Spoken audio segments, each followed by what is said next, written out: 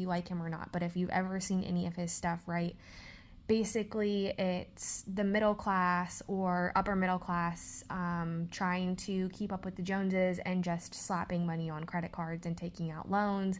And eventually you get to the point where you're at rock bottom and you're tired and you want to get this debt paid off, because trying to keep up with your next door neighbor or the person that you follow on Instagram is no longer fruitful, right? And it does say that in the Bible that you don't want to be slave to the lender.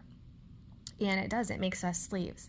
So what I'm trying to say is that if you've ever been in this situation, you will know that money it's just never enough. You're always going to want more. You're always going to want the next thing.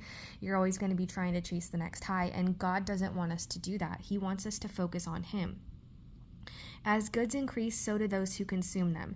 And what benefits are they to the owners except to feast their eyes on them, right? And then you end up with so much stuff in your house. I'm at the point in my life where I am starting to sell things and give things away because I am tired of dealing with the excess. We had to downsize from a bigger house to a smaller house, and when that happened, we didn't downsize enough.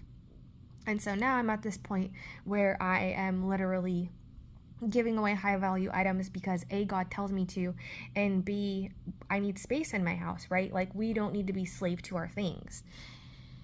It also can come into the form of idolatry. So the sleep of a laborer is sweet, whether they eat little or much, but as for the rich, their abundance permits them no sleep. I have seen a grievous evil under the sun, wealth hoarded to the harm of its owners.